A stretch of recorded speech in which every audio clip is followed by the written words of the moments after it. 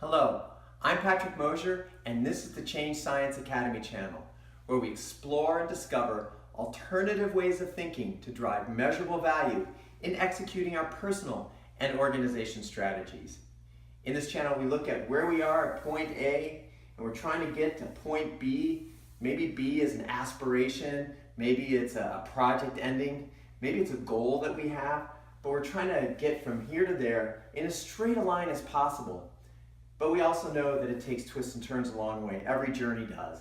And so part of what we're looking at in this channel is how do we effectively and efficiently get from point A to point B, kind of iron out this line to make it as straight as possible. Now today, we're going to talk about one of my favorite topics and one of my least favorite topics. And we're going to talk about meetings. So just the term meeting itself conjures up all sorts of terms like boring and even deadly meetings. And so meetings can be horrible for us. How many times have you had a meeting that you had a lot of hope for and it just fell short of everything you wanted to happen? Or you had a meeting that you knew you were dreading it, you knew it was going to be terrible, and it was just as terrible as you thought it was going to be. Or did you have a meeting that was just like, wow, we're going to get a lot done in this meeting, and it actually met your expectations? Well, what we want to do today is give you some tips and tricks and strategies to create those meetings where you get 10x value, 10x momentum out of the very next meeting that you have. So we're going to look at that today, and I want to start with a story.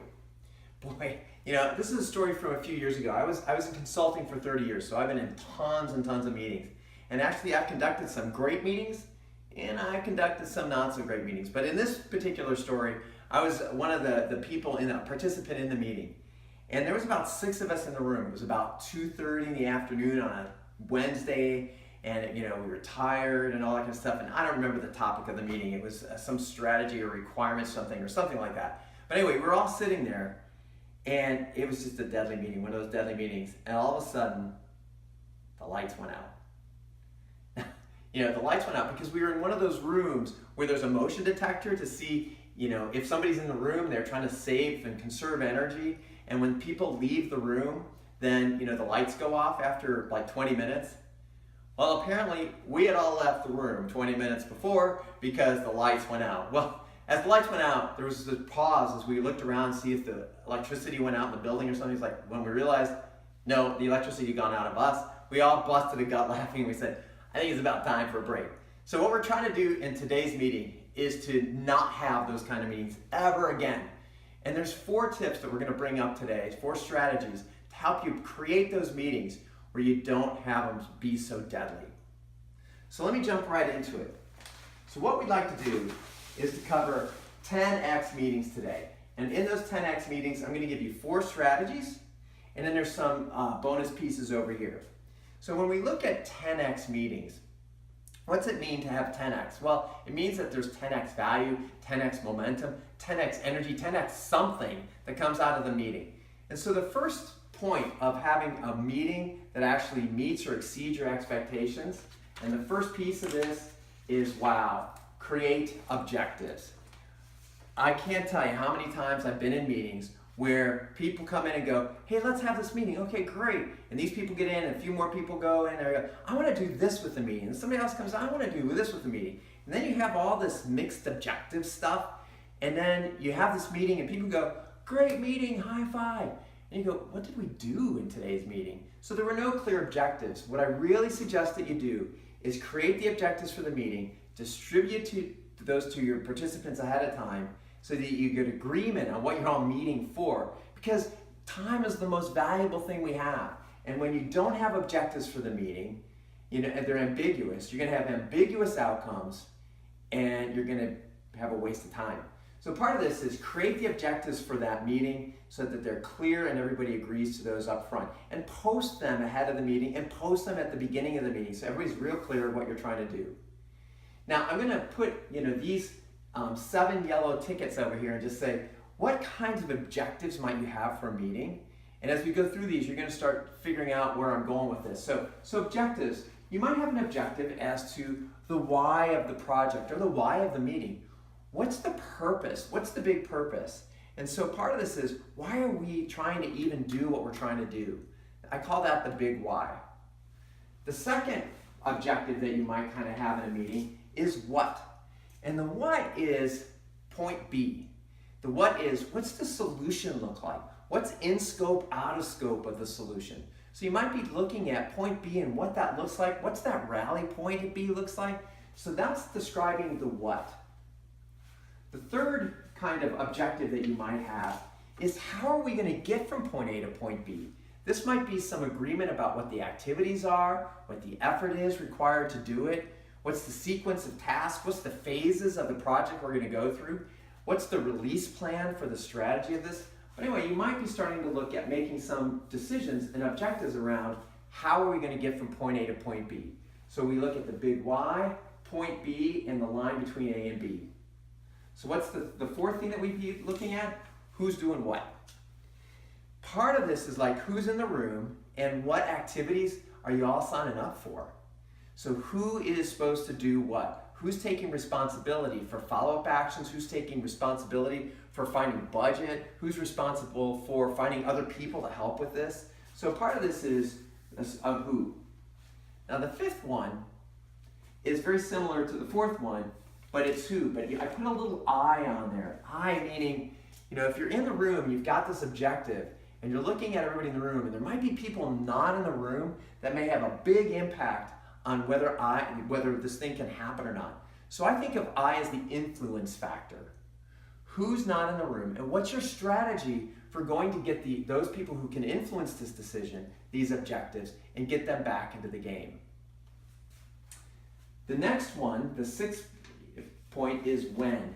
So you'll probably talk about when things will happen. What are the milestones along the way? When are we going to get to point B? So you might start looking at the duration or the phases and when they'll happen. What are the deadlines or the timelines that you're looking at? So when would be another set of objectives that you might have in a meeting. Now, I've got all these. Can you guess what the last one is? Well, here's what we're going to talk about this time, is how much. Sometimes we look at in meetings like this and the objective is, what are the costs? What are the benefits? And do they balance with each other, or do we actually have more benefits that allow us to do these things? So I look at these as the 7 kinds of questions, 7 kinds of objectives you might have. Now, if you're in a meeting and you have 14 or 15 objectives around those things, and you have 45 minutes for the meeting, chances are you're not going to get from point A to point B in that meeting. You're not going to generate the energy and the enthusiasm, and you're going to walk away with expectations that are not met. So it's better to ratchet back on those objectives, come up with what are the critical objectives for this meeting, which leads us to the second piece here. The second 10X of meetings is decisions. What decisions are you looking for in this meeting? Now, it may be lined up with your objectives as to who and how and what and when. But what I look at in decisions, oftentimes, 30 years of consulting, we had lots of steering committee meetings. And part of this is, what are the decisions you need to make with this executive group so that you don't waste their time? So many executives just want to make the decision. And sometimes we roll around in the details way too long before we actually get to it. And then this is the decision we want you to make. So part of this is, I used to do this all the time with my executive team, steering committees, is tee up the decisions at the front end of the meeting and say, today we're meeting about these 3 decisions, 1, 2, 3, and when we get to, we're going to go through a lot of detail today, and when we get to that point, tell us, yep, I got it, we can make that decision towards A, towards B, or we can't make the decision, and this is what we need to do to get more information to make that decision. So a lot of times decisions are about what are the 2 or 3 that you have to make in this meeting, and make sure everybody knows exactly what decisions you're trying to make.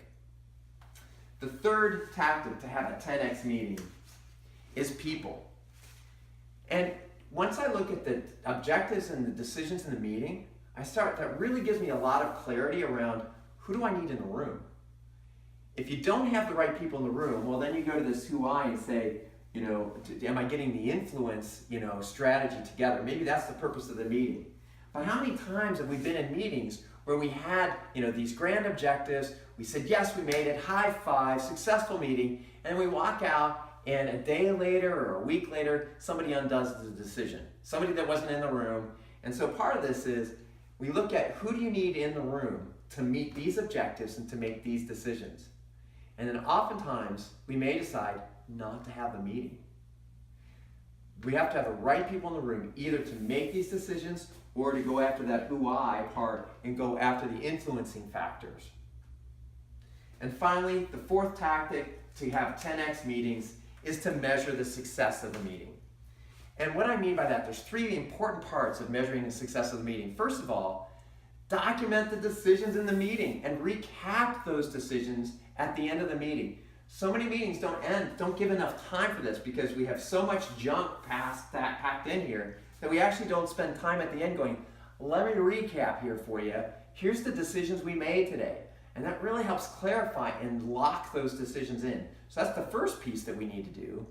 The second piece is to lock in on action plan. What are the next steps that we're going to do out of this?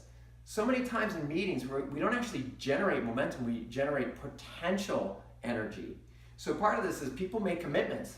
Well, okay, let's document the commitments that people made during the meeting. So that's number two, and then recap those. Hey, Bob, you said you would do this. Jill, you said you'd do this. You have a number of action items and sign them to people so that you can follow up on those things, which leads us to the third piece under measuring success is how you're going to track the progress of all the things that you decided on a day. Does that mean that you're going to meet again in a week, 2 weeks? Does it mean there's an email that goes out? What is it that you're going to do to say that, yep, here's the decisions made today, and here's how we're going to check and make sure that we made the progress that we wanted? Because what we're ultimately looking for here is to create momentum to get from point A to point B, or even acceleration from point A to point B, so things go faster, they go more efficiently, effectively, and more energetically along the way. So to recap, these 10x strategies, these four things: create the objectives, identify exactly which decisions you need to make sure you have the right people in the room, and then how you're going to measure success. Just these four tips will help you generate 10x meeting value or 10x momentum in your meetings. Now, I want to challenge you with a couple things. First of all, if you have a meeting coming up next week, I'd love to hear about it in the comments section below. Write down, hey, I want to amp up this meeting and I don't know how. And maybe our community can provide some suggestions about how to amp up that meeting so that you can generate that 10x out of it. I'd really love to hear from you, in the comments section below on on meetings that's coming up, big significant meetings that maybe if we could just help you a little bit, you're going to get that 10x out of it. And the second challenge that I put out there is, please take one of these ideas, some of these ideas, go have a fantastic meeting, and then come back to this channel and put in the comments section, wow, I made sure I canceled a meeting, or I teed up these decisions and the meeting went swimmingly better. So let me know about those things too. Would love to hear those comments in the comments section below. Well, that's it for 10x value in meetings in this episode. I hope we gave you a little bit of value today, and I really hope that you generate a ton of value out of your next meeting and many thereafter. And if you like this channel, and this episode, please subscribe to the channel. Find 3 or 4 more people to subscribe to the channel. And if nothing else, please share this episode with other folks that might be able to benefit from having 10x in your meetings. And finally, I'll leave you with this as I always do. I would love for you to learn continuously and live your life 100% empowered. Go have a ton of authentic exchanges this week. Until next time.